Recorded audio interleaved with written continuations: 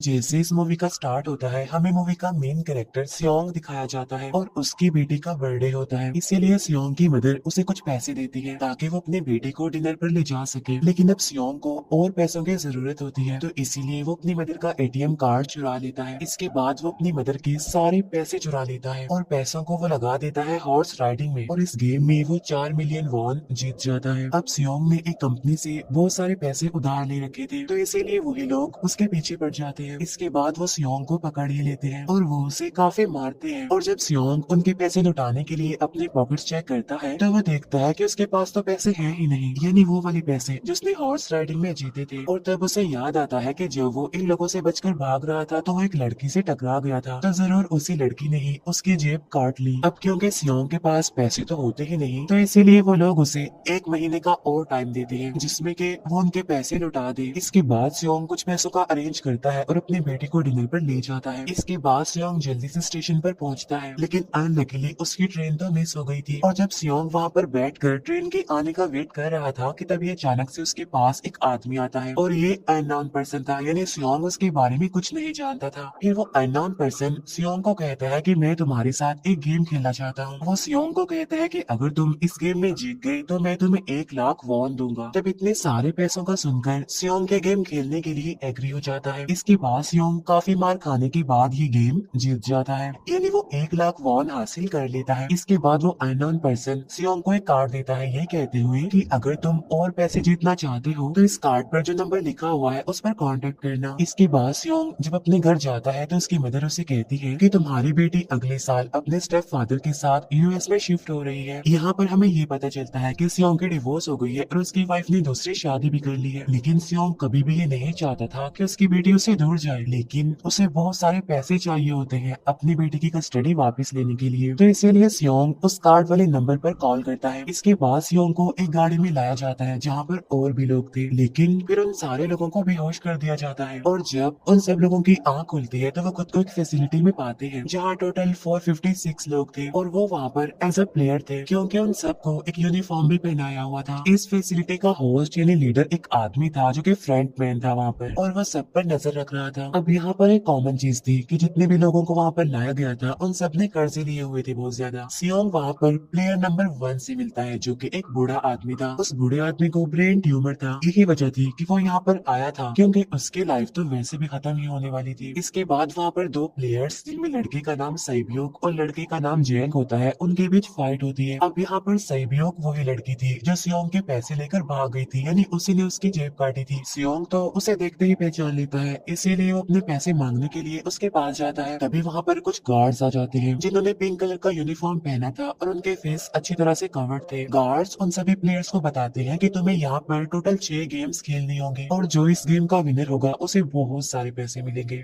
इसके बाद उन सबसे एक कॉन्ट्रैक्ट पर साइन करवाया जाता है, और इस कॉन्ट्रैक्ट के 3 मेन रूल्स थे। पहला रूल ये कि कोई भी प्लेयर अपनी मर्जी से गेम को छोड़कर नहीं जा सकता। दूसरा रूल ये होता है कि जो भी प्लेयर खेलने से मना करेगा तो उस प्लेयर को एलिमिनेट कर दिया जाएगा, और उनके मुताबिक एलिमिनेट का मतलब क्या था ये तो हम आगे ही जानेंगे। गेम का तीसरा रूल ये था कि अगर मेजोरिटी इस गेम को खेलना नहीं चाहती तो वो इस गेम को छोड़कर जा सकते हैं। इसके बाद उन सबको गेम के लिए ले जाया जाता है। अब यहाँ पर सियोंग अपने क्लासमेट सेंगू से भी मिलता है जो कि उसे बचपन से जानता था। सियोंग उसे वहाँ पर देखकर काफी हैरान होता है क्योंकि वो तो किसी बिजनेस के लिए आउट ऑफ कंट्री चला गया था। अब पहले गेम के लिए वहाँ पर एक काफी बड़ी डॉल थी, और इस गेम का रूल काफी सिंपल था, और वो ये था कि डॉल जब भी गाना गाएगी उन सबको आगे बढ़ना है, और जैसे ही वो गाना गाना बंद करेगी तो उन सबको रुक जाना है और मूव नहीं करना है, और अगर कोई हिल गया तो उसे एलिमिनेट कर दिया जाएगा। अब स्टार्टिंग में तो ये सब कुछ उन्हें किसी प्रैंक की तरह लग रहा था, लेकिन जब एक लड़का हिल जाता है तो उसे शॉट करके मार दिया जाता है, और यही होता है एलिमिनेट का मतलब, यानी उन्हें मार दिया जाएगा। अब ये देखकर वो सारे लोग काफी घबरा जाते हैं और उन्हें पता चल चुका था कि वो खतरे में है, इसीलिए लोग डरते हुए पैनिक करते हुए इधर उधर भागने लगते हैं।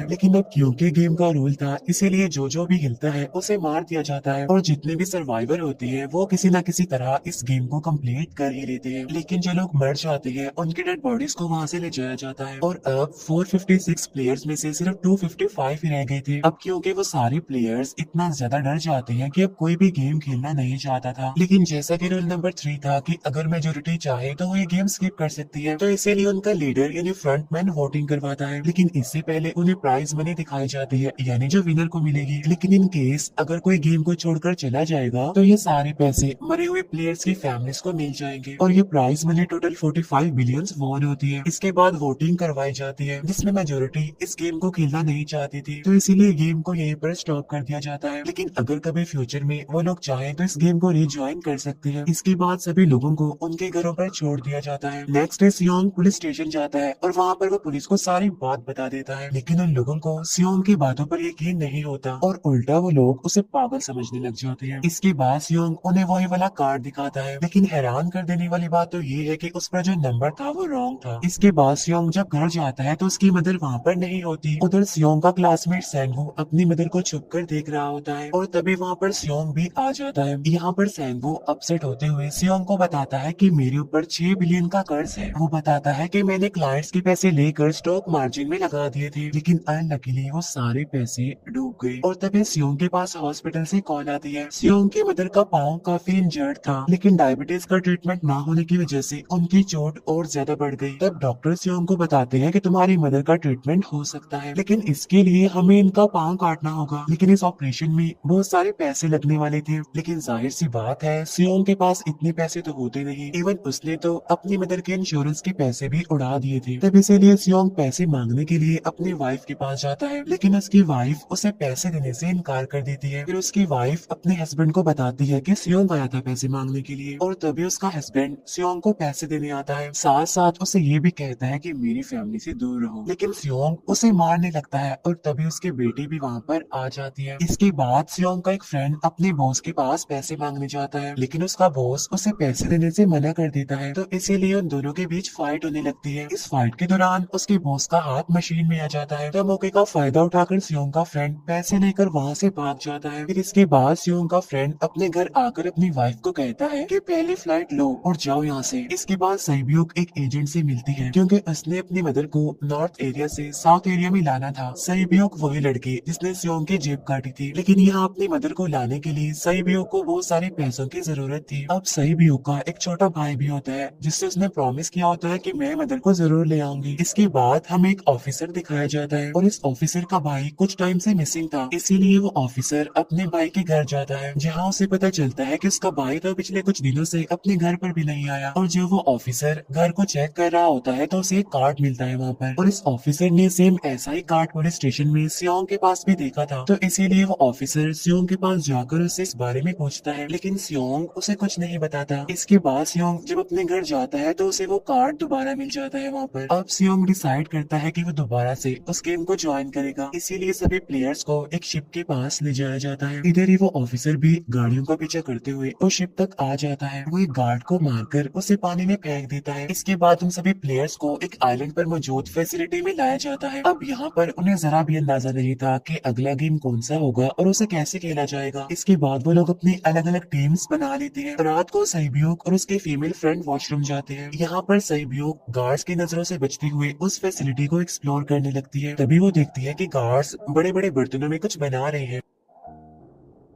लेकिन अब क्योंकि गार्ड्स को शक हो जाता है तो एक गार्ड वॉशरूम्स को चेक करने के लिए आता है, लेकिन तब तक सैबियोक वापस आ चुके थे। इसके बाद सैबियोक अपनी फीमेल फ्रेंड को सारी बात बता देती है जो उसने देखा था, लेकिन यहाँ पर सैंगवू उन दोनों की बातें सुन लेता है और वो इस बारे में सैबियोक से पूछता है, जिस पर सैबियोक बताती है कि वो बड़े बड़े बर्तनों में कुछ पका रहे थे। इसके बाद उन सभी प्लेयर्स को प्ले ग्राउंड में लाया जाता है, जहाँ पर उनके सामने 4 शेप्स थी। 4 शेप्स में से उन्होंने किसी एक शेप को चूज करना था। अब यहाँ पर सैंगवू को पता चल जाता है कि गेम क्या है और क्या करना है हमें। सैंगवू सियोंग को बताता है कि सबने अलग अलग शेप्स को चुनना है। इसके बाद उन सभी को एक छोटा सा बर्तन दिया जाता है जिसमें की शेप्स बनी होती है। अब गेम उनकी ये होती है कि उन्होंने किसी तरह उस शेप को बाहर निकालना है बगैर डैमेज किए, लेकिन अगर शेप जरा से भी खराब हो गई तो उन्हें एलिमिनेट कर दिया जाएगा, यानी मार दिया जाएगा। अब यहाँ पर सैंगवू तो इजिली उस शेप को निकाल लेता है, लेकिन सियोंग इतना ज्यादा घबरा जाता है कि उसकी हालत खराब होने लगती है, लेकिन फिर वो किसी न किसी तरह करके इस गेम को भी जीत लेता देता है। इसके बाद उन सबको वापस से रूम में लाया जाता है। अब यहाँ पर 187 प्लेयर्स वापस आए थे, जिनमें से अब सिर्फ 108 ही रह गए थे। इसके बाद उन सबको खाने के लिए ले जाया जाता है, लेकिन खाने की वजह से जैंग की एक लड़के से फाइट हो जाती है, जहाँ पर जैंग उस लड़के को इतना ज्यादा मारता है कि वो मौके पर ही मर जाता है। इधर ही हम देखते हैं कि उन प्लेयर्स में से एक डॉक्टर होता है जो गार्ड्स के साथ मिलकर मरे हुए लोगों के ऑर्गन्स निकाल कर उन्हें चाइनीज को बेचने का काम करता है। इसीलिए जब भी डेड बॉडीज को ले जाया जाता है तो वो डेड बॉडीज को गायब कर लेते हैं, क्योंकि ये सब कुछ एक प्लान के अकॉर्डिंग चल रहा था, क्योंकि ये सारा कुछ फ्रंट मैन से छुप कर हो रहा था। यही वजह थी कि कंट्रोल रूम में भी उन्होंने अपना ही एक आदमी बिठाया हुआ था जो कि लोगों की सारी वीडियो फुटेज डिलीट कर देता था, और गार्ड्स तो डॉक्टर को गेम के बारे में पहले ही बता देते थे ताकि वो सरवाइव कर सके। यहाँ पर एक गार्ड उसी प्लेयर डॉक्टर को बताता है कि आज हमने प्लेयर्स को जानबूझकर खाना कम दिया है ताकि वो आपस में लड़ने लगे, जिससे होगा ये कि सारे वीक प्लेयर्स गेम से आउट हो जाएंगे। साथ ही गार्ड डॉक्टर को अपनी अगली गेम के बारे में बता देता है। अब 30 मिनट के बाद वहाँ पर लाइट्स ऑफ होने वाली थी। अब यहाँ पर सैंगवू को पता था कि सियोंग की टीम जरूर कोई उल्टा काम करेगी, इसीलिए वो उस टीम को अपने पास बुलाकर उन्हें रिलैक्स रहने के लिए कहता है। उधर वो जो डॉक्टर प्लेयर होता है वो जैंग की टीम में शामिल हो जाता है। यहाँ पर डॉक्टर जैंग को बता देता है कि अगला गेम क्या होने वाला है। इसके बाद लाइट्स ऑफ हो जाती है और जैंग अपनी टीम के साथ मिलकर बाकी सभी को मारने लगता है। जैंग एक लड़की को मारकर सहीब्यू को मारने जाता है, लेकिन तभी सियोंग उसे बचा लेता है। इसके बाद गार्ड्स वहाँ पर आकर उन सभी को रोक लेते हैं और अब टोटल 80 लोग रह गए थे। इसके बाद उन सभी को तीसरे गेम के लिए ले जाया जाता है और यहाँ पर उन्हें 10-10 प्लेयर्स की एक टीम बनाने के लिए कहा जाता है, और वो लोग ऐसा ही करते हैं, अपनी अपनी टीम बना लेते हैं। अब क्योंकि जैंग को अगली गेम के बारे में पहले ही पता होता है, इसीलिए वो सहीब्यू की फीमेल फ्रेंड को अपनी टीम में नहीं रखता और वो अपनी टीम में सिर्फ मर्दों को ही रखता है। इसके बाद सैंगवू भी अपनी एक टीम बना लेता है। अब क्योंकि उन्हें एक प्लेयर की जरूरत थी, तो इसीलिए सहीब्यू की फीमेल फ्रेंड उनकी टीम में शामिल हो जाती है, और ये गेम असल में टग ऑफ वॉर का होता है, यानी उन्होंने अपनी सामने वाली टीम को नीचे गिराना था। इसके बाद गेम स्टार्ट हो जाती है और जैंग की गेम बड़ी आसानी से इस गेम को जीत लेती है। इसके बाद बारी होती है सैंगवू की टीम की। तब प्लेयर नंबर 1 यानी वो बूढ़ा आदमी कहता है कि मैंने अपनी जिंदगी में बहुत सारी टग ऑफ वॉर्स खेल रखी है, इसीलिए वो उन सबको गाइड करता है कि इस गेम को कैसे जीतना है। तो इसीलिए वो लोग किसी न किसी तरह करके इस गेम को जीत जाते हैं। फिर दिखाया जाता है कि 30 मिनट के बाद दोबारा से लाइट्स ऑफ हो जाएंगी, जिस पर सैंगवू उन सबको कहता है कि रेडी रहना। तो इसीलिए वो डिसाइड करते हैं कि एक एक करके हम पहरा देंगे। अब जैंग की टीम में एक से बढ़कर एक चालाक प्लेयर था, तो इसीलिए जैंग को डर होता है कि कहीं उसकी टीम उसे ही साइड पर न लगा दे, यानी उसे ही अपने रास्ते से न हटा दे। दूसरी तरफ डॉक्टर और गार्ड्स मिलकर डेड बॉडी के ऑर्गन्स निकाल रहे होते हैं और इन ऑर्गन्स को डिलीवर करने जाना था गार्ड नंबर 28 एंड 29। तब वो सभी एक डेड बॉडी के बारे में बातें करने लगती हैं, जिसकी सिर्फ एक किडनी थी और वो उसे ज़ॉम्बी कह रहे थे। अब यहाँ पर जो गार्ड नंबर 29 था, यानी जिसने वो ऑर्गन्स डिलीवर करने जाने थे, वो कोई और नहीं बल्कि वो ऑफिसर था जो गार्ड के बेस में वहाँ पर आया था। और ये सब बातें सुनकर उसे शक होता है कि शायद ये लोग मेरे भाई की बात कर रहे हैं, क्योंकि उसकी भी एक ही किडनी थी। इसके बाद नंबर 28 और 29 यानी वो ऑफिसर ऑर्गन को डिलीवर करने के लिए चले जाते हैं। रास्ते में वो ऑफिसर नोटिस करता है कि टनल में तो बॉम्ब लगा हुआ है। तब नंबर 28 उसे बताता है कि जब हम यहाँ से बाहर निकलेंगे तो इस जगह को ब्लास्ट कर दिया जाएगा। अब यहाँ पर वो ऑफिसर नंबर 28 से और इन्फॉर्मेशन लेने की कोशिश करता है, इसीलिए नंबर 28 को उस पर डाउट होने लगता है, इसीलिए वो उस ऑफिसर को अपना फेस दिखाने के लिए कहता है। अब यहाँ पर वो ऑफिसर अपना फेस भी दिखा देता है, साथ साथ वो नंबर 28 पर गन पॉइंट भी कर देता है। साथ साथ वो ऑफिसर उससे एक किडनी वाले आदमी के बारे में पूछता है कि वो कौन है जिसे तुम ज़ॉम्बी कहते थे, जिस पर वो नंबर 28 उससे कहता है कि वो तो एक लड़की थी। अब यहाँ पर नंबर 28 उस ऑफिसर को कहता है कि तुम लीडर के रूम में जाकर सारी इन्फॉर्मेशन देख सकती हो, वहाँ पर सबका डाटा है। ये जानने के बाद वो ऑफिसर नंबर 28 को मार डालता है। उधर वो डॉक्टर गार्ड से अगले गेम के बारे में पूछता है, लेकिन इस बार गार्ड्स को भी अगले गेम के बारे में पता नहीं होता। तब इसीलिए डॉक्टर को गुस्सा आ जाता है और वो एक गार्ड को पकड़ लेता है और उनकी फाइट होने लगती है। इसी फाइट में डॉक्टर उस गार्ड को मारकर वहाँ से भाग जाता है। इसके बाद एक गार्ड भी उसका पीछा करता है और वो दोनों प्लेग्राउंड में आ जाते हैं। यहाँ पर गार्ड डॉक्टर को अपनी बातों में फंसाकर उसे मारने वाला होता है, लेकिन तभी लीडर इन्हें फ्रंटमैन आकर उसे मार डालता है और बाद में वो उस डॉक्टर को भी मार डालते हैं। साथ साथ इन्हीं वहीं पर नंबर 28 की डेड बॉडी भी मिल जाती है, जिससे इन्हें ये पता चल जाता है कि फैसिलिटी में कोई घुस गया है। उधर वो ऑफिसर लीडर इन्हें फ्रंटमैन के रूम तक पहुंच जाता है। तो वो चेक करते करते एक ऐसे रूम में जाता है जहाँ पर सबके रिकॉर्ड्स थे और जब वो ऑफिसर रिकॉर्ड चेक कर रहा होता है तो उसे सभी विनर्स की एक लिस्ट मिलती है जिसमें उसके भाई का भी नाम था, यानी वो भी कभी विनर था। उधर सभी प्लेयर्स को फोर्थ गेम के लिए ले जाया जाता है जहाँ पर उन सबको अपना अपना पार्टनर चुनने के लिए कहा जाता है और वो प्लेयर्स करते भी ऐसा ही है, अपना अपना पार्टनर चुन लेते हैं। सहयोग के फीमेल फ्रेंड भी अपना पार्टनर ढूंढने की कोशिश करती है लेकिन कोई भी उसका पार्टनर बनने को तैयार ही नहीं था। इसके बाद सभी प्लेयर्स को 10-10 मार्बल्स दिए जाते हैं। असल में ये गेम ऐसी होती है कि एक प्लेयर को अपने पार्टनर से सारे मार्बल्स लेने होते हैं बगैर कोई जोर जबरदस्ती किए, और जो दूसरा पर्सन होगा यानी जिसके पास मार्बल्स नहीं होंगे उसे मार दिया जाएगा। फिर सैंगवो और सियोंग का फ्रेंड ऑड और इवन का गेम खेलते हैं जिसमें कि उन्होंने गेस करना था कि सामने वाले के हाथ में कितने मार्बल्स हैं। अब यहाँ पर सियोंग का फ्रेंड सैंगवो के सारे मार्बल्स जीत जाता है जिसकी वजह से लास्ट में सैंगवो के पास सिर्फ एक ही मार्बल बचता है। अब क्योंकि सैंगवो को पता चल चुका था कि अब वो बच नहीं पाएगा, इसीलिए वो सियोंग के फ्रेंड को अपनी बातों में फंसा कर उसे ये यकीन दिलाता है कि अगर हम में से कोई भी हार गया तो हारे हुए लोगों का मैच दोबारा करवाया जाएगा। अब यहाँ पर सैंगवो धोखे से सियोंग के फ्रेंड के सारे मार्बल्स चेंज कर देता है। इसके बाद सैंगवो मार्बल्स लेकर गार्ड को दे देता है और वहाँ से बाहर चला जाता है। और जब सियोंग का फ्रेंड मार्बल चेक करता है तो वहाँ पर पत्थर होते हैं। उधर प्लेयर नंबर 1 यानी उस बूढ़े आदमी की हालत खराब हो रही थी, इसीलिए वो तो इधर उधर घूम रहा था लेकिन सियोंग किसी तरह उसे खेलने के लिए एग्री कर लेता है। अब यहाँ पर वो दोनों यानी वो बूढ़ा आदमी और सियोंग भी इवन आउट खेलते हैं। अब इनमें से वो बूढ़ा आदमी सियोंग के सारे मार्बल्स जीत जाता है लेकिन लास्ट राउंड में वो बूढ़ा आदमी भूल जाता है कि उसने क्या चूज किया था। तो यहाँ पर सियोंग उसे बातों में फंसा कर उसके सारे मार्बल्स ले लेता है लेकिन यकीन मानिए कि वो बूढ़ा आदमी काफी चालाक था। उसने एक मार्बल अपने पास ही रखा हुआ था और वो दोबारा से इधर उधर घूमने लगता है। अब यहाँ पर सियोंग उसे रिक्वेस्ट करता है कि प्लीज मेरे साथ एक और गेम खेलो ना। तब यहाँ पर वो बूढ़ा आदमी कहता है कि मुझे पता है कि तुमने सारे मार्बल्स धोखे से लिए हैं मुझसे। वो कहता है कि मुझे सब पता था, बस मैं पागल बनने की एक्टिंग कर रहा था।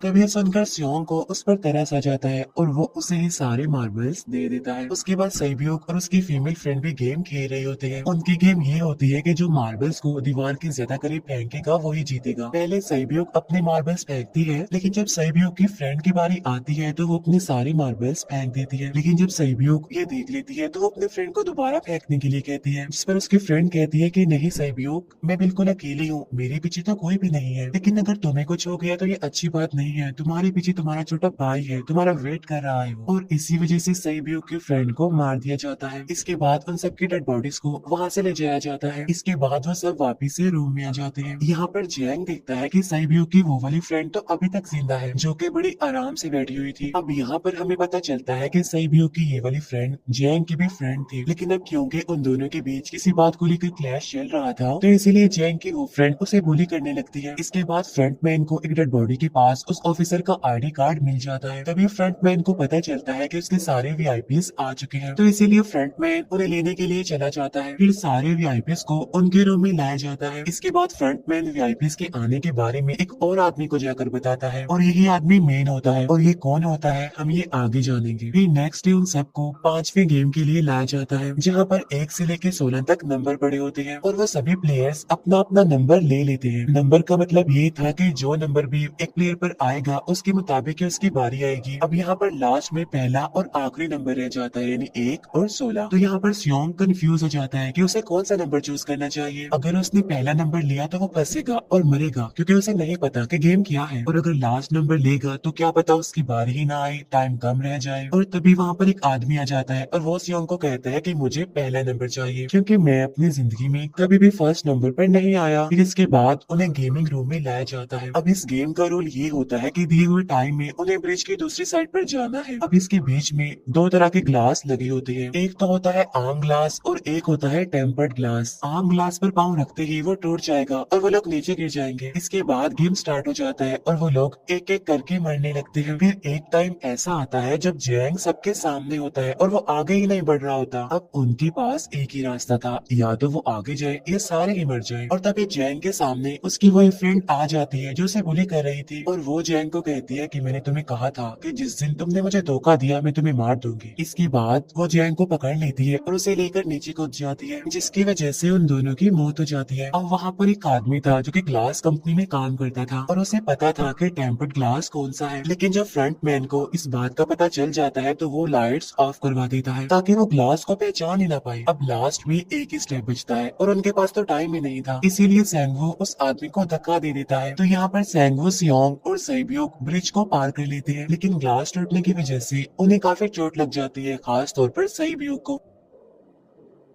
उधर उस ऑफिसर ने एक सर्वेंट को मारकर उसकी जगह खुद ले ली थी। अब एक वीआईपी को उस ऑफिसर पर शक होता है और वो उसे कहता है कि अपना मास्क रिमूव करो, लेकिन वो ऑफिसर कहता है कि ठीक है, लेकिन मैं अंदर जाकर अपना मास्क रिमूव करूंगा। इसके बाद वो ऑफिसर उस वीआईपी को लेकर अंदर चला जाता है। अंदर जाकर वो ऑफिसर उस वीआईपी को बेहोश कर देता है और इस बात का पता फ्रंट मैन को चल जाता है, इसीलिए फ्रंट मैन उसके पीछे जाता है और वो उस ऑफिसर को देख लेता है, इसीलिए वो ऑफिसर वहाँ से भागकर आइलैंड पर आ जाता है। फ्रंट मैन भी उसका पीछा करते हुए वहाँ पर आ जाता है। अब यहाँ पर वो ऑफिसर अपने सीनियर्स को कॉल करने की कोशिश करता है, लेकिन कॉल कट हो जाती है। फिर वो ऑफिसर उन्हें सारे सबूत भेजता है, लेकिन वहाँ पर नेटवर्क नहीं था। इसके बाद फ्रंट मैन ऑफिसर को पकड़ लेता है और उसे उनके साथ चलने के लिए कहता है, लेकिन वो ऑफिसर तो उस फ्रंट मैन पर गोली चला देता है। इसके बाद फ्रंट मैन अपना मास्क उतार देता है तो वो ऑफिसर देखता है कि वहाँ पर कोई और नहीं बल्कि उसका अपना भाई है वो। इसके बाद ऑफिसर का भाई यानी फ्रंट मैन उसे शूट कर देता है और वो जाकर पानी में गिरता है। उधर ग्लास लगने की वजह से सैब्यो काफी इंजर्ड हो गई थी और उसका बहुत सारा खून भी बह रहा होता है। इसके बाद इन सर्वाइवर्स को डिनर के लिए ले जाया जाता है और उनके पास एक एक नाइफ भी रख दिया जाता है, मतलब रात में उन तीनों में से कोई भी एक दूसरे को मार देगा। तभी सियोंग नोटिस करता है कि सैब्यो की हालत काफी खराब है, इसीलिए वो सैब्यो को कहता है कि फिक्र मत करो, हम दोनों साथ हैं और इस गेम में हम दोनों मिलकर सैंगवो को हरा देंगे। इसके बाद हम दोनों यहाँ से बाहर निकल जाएंगे और पैसों को आधा आधा डिवाइड कर लेंगे। सैब्यो उसे बताती है कि मेरा एक छोटा भाई है जिसे मैं ऑर्फनेज में छोड़कर आई हूँ और अगर हम दोनों में से कोई भी जिंदा बचकर बाहर जाएगा तो उसे उन दोनों की फैमिलीज का ख्याल रखना होगा। अब सैब्यो की हालत काफी खराब थी, उसे डॉक्टर की जरूरत थी, इसीलिए सियोंग कोई मदद लाने के लिए जाता है, लेकिन जब तक वो वापस आता है तब तक सैंगवो सैब्यो को मार चुका था। फिर नेक्स्ट डे उन दोनों को गेम नंबर 6 यानी लास्ट गेम के लिए ले जाया जाता है। गेम का रूल बड़ा ही सिंपल था कि मार दो या मर जाओ और इस गेम का नाम होता है स्क्विड गेम। इसके बाद गेम स्टार्ट हो जाती है और उन दोनों के बीच काफी फाइट होती है, लेकिन लास्ट में सैंगवो की हालत खराब होने लगती है। तभी सियोंग कहता है कि मैं इस गेम को रोकना चाहता हूँ और तभी सियोंग सैंगवो को उसके साथ चलने के लिए कहता है, लेकिन सैंगवो तो अपने आप को ही मार डालता है, जिसकी वजह से सियोंग गेम जीत जाता है। फिर फ्रंट मैन सियोंग को कहता है कि तुम बहुत अच्छा खेले, लेकिन मुझे इसकी उम्मीद नहीं थी। इसके बाद सियोंग को उसके घर पर छोड़ दिया जाता है और उसके पास एक एटीएम कार्ड भी था और जब सियोंग उस एटीएम कार्ड को जाकर चेक करता है तो वो देखता है कि सारे पैसे उसके अकाउंट में भेज दिए जाते हैं। इसके बाद सियोंग अपने घर जाता है, लेकिन तब तक उसकी मदर की डेथ हो जाती है। इसके बाद हमें एक साल बाद का सीन दिखाया जाता है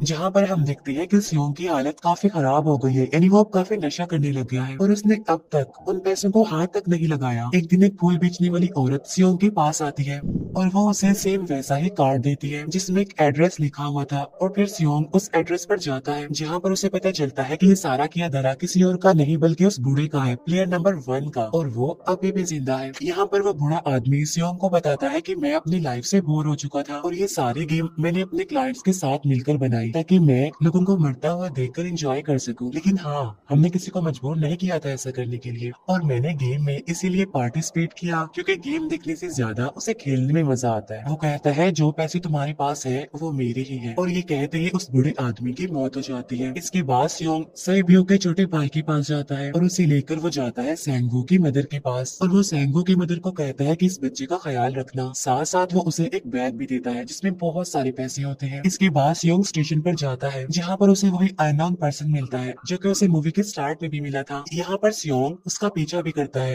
लेकिन तब तक वो भाग चुका था। फिर सियोंग उस कार्ड वाले नंबर पर कॉल करता है और वो पूछता है कि तुम लोग कौन हो और लोगों के साथ ऐसा क्यों कर रहे हो, क्यों खेल रहे हो लोगों की जिंदगी से। लेकिन आगे से उसे रिस्पॉन्स आता है कि सियोंग अगर तुमने जिंदा बचना है तो प्लेन में चढ़ जाओ और इसी के साथ ही मूवी यहीं पर एंड हो जाती है। Thank you for watching.